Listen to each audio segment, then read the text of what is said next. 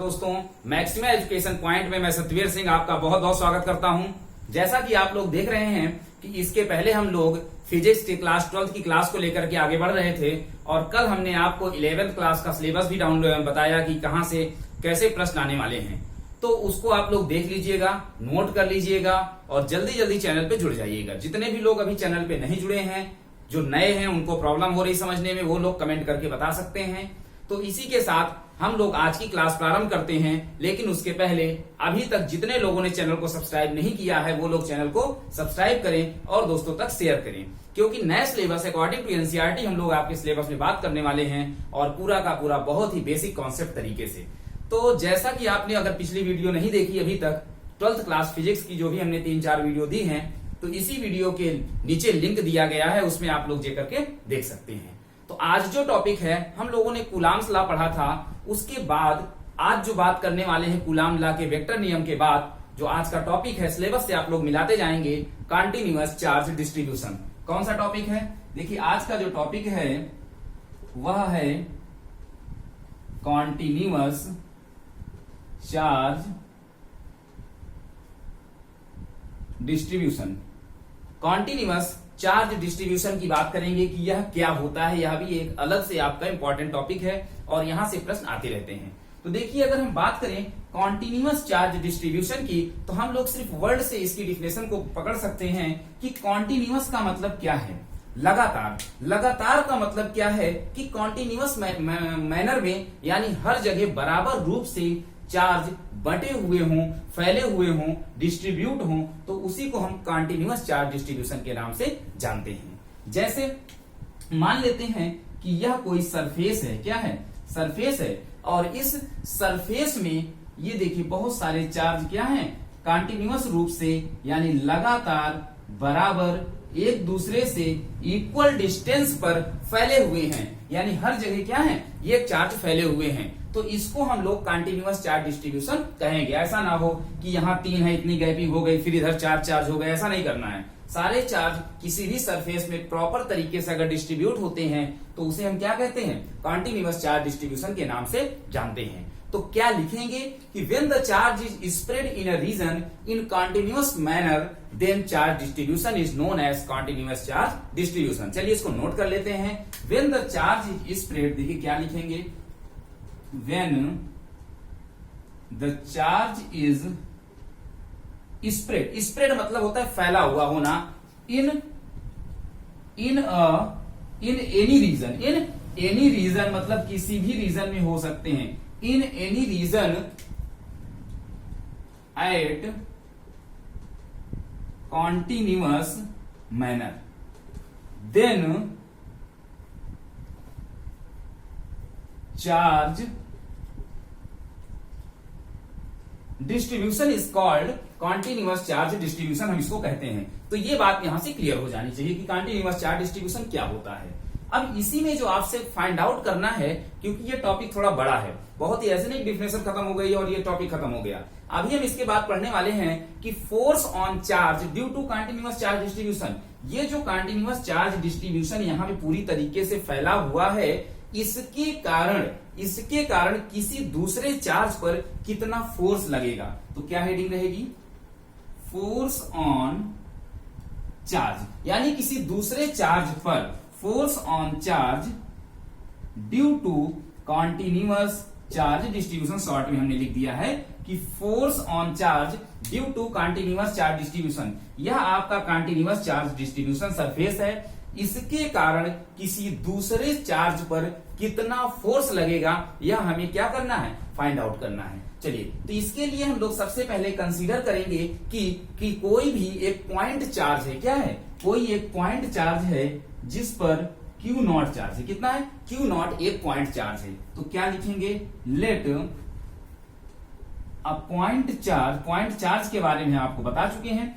Late a point charge Q, कोई point charge Q है, वह इसी सरफेस, कौन से surface, continuous charge distribution surface के पास में ही रखा गया है। Let a point charge Q is placed near the continuous charge distribution. Continuous charge distribution के पास में हमने एक पॉइंट चार्ज क्यू नॉट को क्या कर दिया है, रख दिया है। इस तरीके से आप देखिए कि यह जो क्यू नॉट है और यह जो आपका सरफेस है, हम मान लेते हैं कि सरफेस के एक स्मॉल चार्ज जो प्लेस है उसे हम मान लेते हैं कि यह कितना है, dq चार्ज जो है वह पूरे के पूरे सरफेस में फैले हुए हैं, यानी स्प्रेड है। कंटिन्यूअस चार्ज डिस्ट्रीब्यूशन का चार्ज कितना है, dq है, और इसी के पास में एक q नॉट पॉइंट चार्ज रखा गया है। अगर रखा होगा तो कूलाम लॉ क्या कहता है, अकॉर्डिंग टू कूलाम लॉ इन दोनों के बीच एक प्रकार का क्या लगेगा, फोर्स लगेगा। हम लोग बात कर चुके हैं कि according to Coulomb law two charge also attract और रिपल टू ईच अदर। अगर ये दोनों सेम हैं तो रिपल करेगा और अपोजिट है तो क्या करेगा, अट्रैक्ट करेगा। तो हम लोग बात कर रहे हैं कि इस कंटिन्यूअस चार्ज डिस्ट्रीब्यूशन के कारण इस पॉइंट चार्ज पर कितना फोर्स काम करेगा। तो देखिए according to Coulomb law, Coulomb law क्या कहता है कि दोनों चार्ज के बीच लगने वाला फोर्स, हम लोग वेक्टर फॉर्म की बात करेंगे तो dF यानी फोर्स दोनों के बीच लगने वाला क्या फॉर्मूला होता है, 1/4 पाई Q1 Q2 बाई r², यही होता है। तो अगर हम लोग इसे वेक्टर फॉर्म में बात करें तो आप देखेंगे कि वेक्टर फॉर्म में यहां पास हम लोग एक यूनिट वेक्टर r नोट कर देते हैं।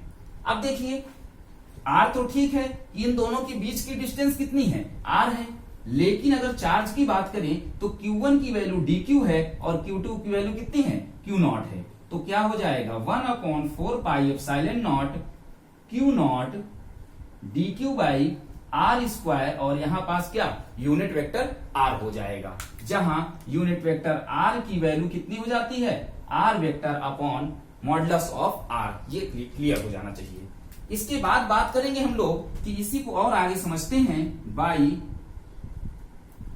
Principle of superposition. देखिए प्रिंसिपल ऑफ सुपरपोजिशन के कारण क्या होता है कि किसी भी पॉइंट चार्ज के ऊपर लगने वाला जो फोर्स है वह उन चार्ज के द्वारा, यानी जो इंडिविजुअली जितने भी फोर्स लग रहे होंगे, अलग अलग छोटे छोटे स्मॉल चार्ज हैं, ये जितना भाई ये अगर लगा रहा है यह फोर्स तो ये भी यह फोर्स लगा रहा है, ये भी यह फोर्स लगा रहा है, सभी लोग यह फोर्स लगा रहे हैं या डीएफ फोर्स लगा रहे हैं।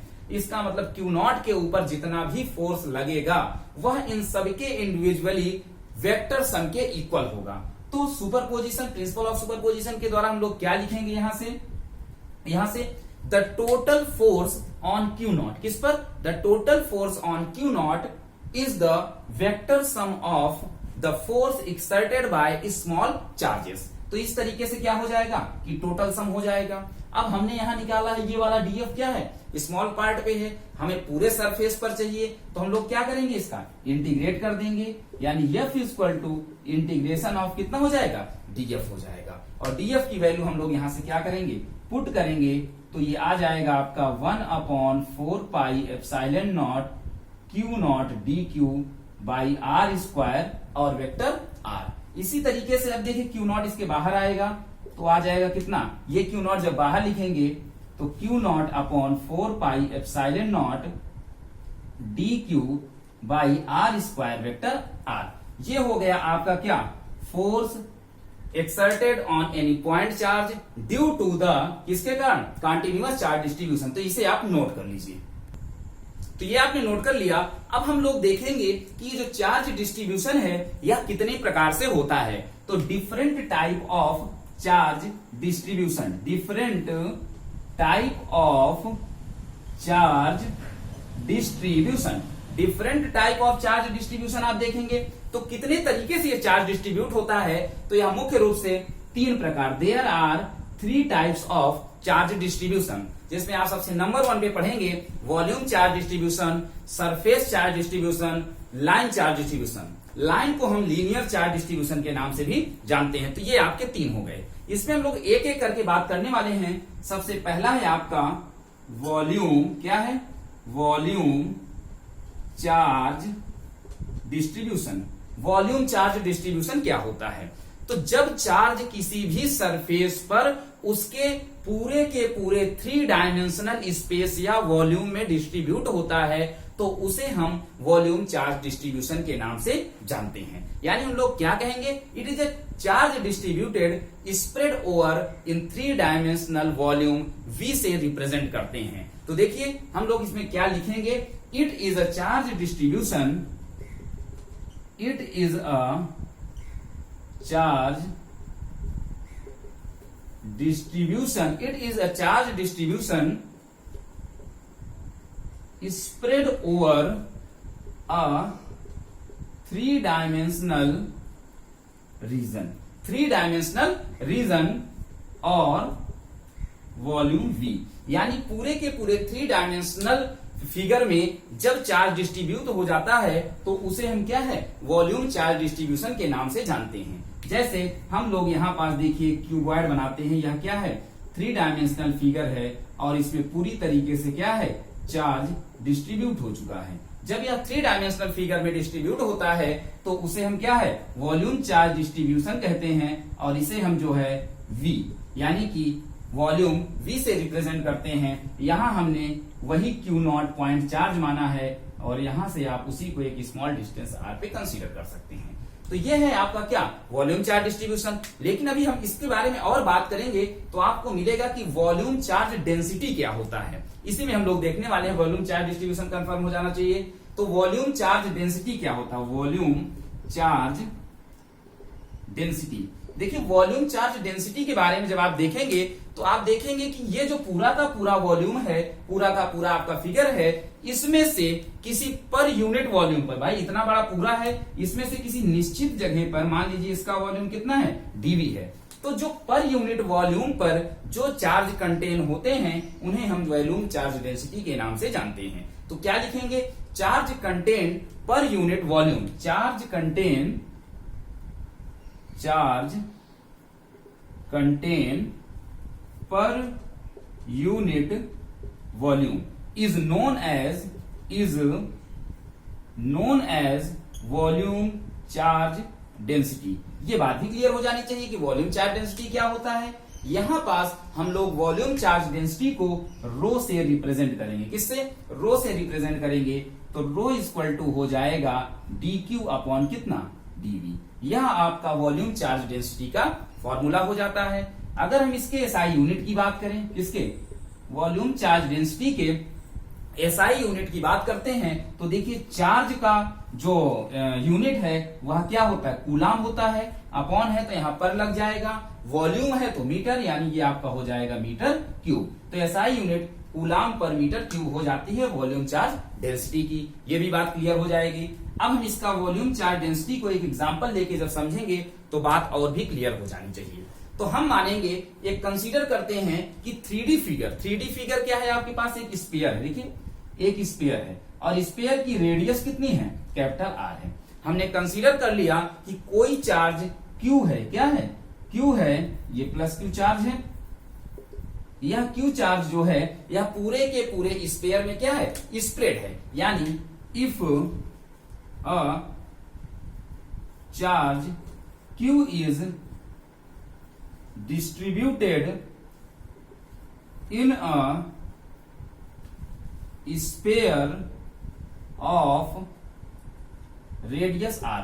रेडियस r का जो स्पेयर है उसमें कोई चार्ज Q क्या है, डिस्ट्रीब्यूट किया गया है। तो अब हम इसका वॉल्यूम चार्ज डेंसिटी निकालने का प्रयास करेंगे। तो देखिए वॉल्यूम चार्ज डेंसिटी यानी volume charge density is equal to rho है, तो रो इक्वल टू क्या हो जाएगा, dQ मतलब कितना चार्ज उसमें डिस्ट्रीब्यूट है। तो चार्ज कितना Q है तो Q हो गया। dV है, dV का मतलब क्या है, वॉल्यूम है। तो वॉल्यूम किसका, स्फीयर का वॉल्यूम क्या होता है, जल्दी से बताओ, 4/3 पाई r क्यूब होता है। तो यहाँ क्या रख देंगे, 4/3 पाई r क्यूब हो जाएगा कि नहीं हो जाएगा। तो ये आपका हो गया क्या, रो की वैल्यू हो गई।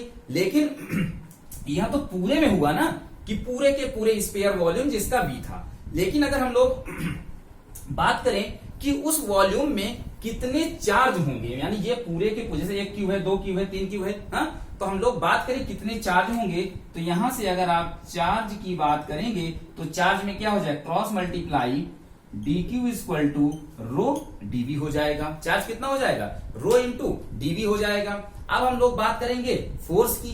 भाई ये जो हमने लिखा था, इसके पहले फोर्स लिखा था, तो वॉल्यूम चार्ज इंटीग्रल में सॉरी वॉल्यूम चार्ज डिस्ट्रीब्यूशन में जो फोर्स है वह कितना होगा। तो देखिए फोर्स एफ वी का मतलब है कि वॉल्यूम चार्ज डिस्ट्रीब्यूशन में जो लगने वाला फोर्स है, यही है। अब देखिए इसका फॉर्मूला क्या होता है, 1/4 पाई एप्सिलॉन नॉट क्या होता है, अभी हमने निकाला था। तो Q not upon Q not के कारण है 4 पाई एप्सिलॉन नॉट। इंटीग्रल के साथ आपका क्या था, पहला वाला चार्ज था dq बाई आर स्क्वायर, और dq की वैल्यू कितनी है, रो dv है, तो हम लोग यहां रो dv रख देंगे। तो ये आपका आ जाएगा, देखिए क्या आएगा, q naught upon 4 pi epsilon not, और ये हो जाएगा रो dv अपॉन आर स्क्वायर और यूनिट वेक्टर r। ये हो गया आपका कि वॉल्यूम चार्ज डिस्ट्रीब्यूशन में कितना फोर्स लगेगा। एक लाइन और यहां हम बात करेंगे और ये वॉल्यूम चार्ज डिस्ट्रीब्यूशन आपका समाप्त हो जाएगा। अगर वॉल्यूम चार्ज डिस्ट्रीब्यूशन में कि इलेक्ट्रिक फील्ड, इस वॉल्यूम चार्ज डिस्ट्रीब्यूशन के कारण इलेक्ट्रिक फील्ड कितनी होगी, क्या होगी, इलेक्ट्रिक फील्ड कितनी होगी। तो इलेक्ट्रिक फील्ड पर यूनिट चार्ज में, तो यहां देखिए इलेक्ट्रिक फील्ड की अगर आप बात करेंगे तो आपको मिल जाएगा वॉल्यूम चार्ज में EV बराबर FV अपॉन Q। FV बराबर कितना, Q नॉट, क्योंकि per unit charge force is known as the क्या, इलेक्ट्रिक फील्ड। तो यहां आप दोनों वैल्यू को रख दीजिए।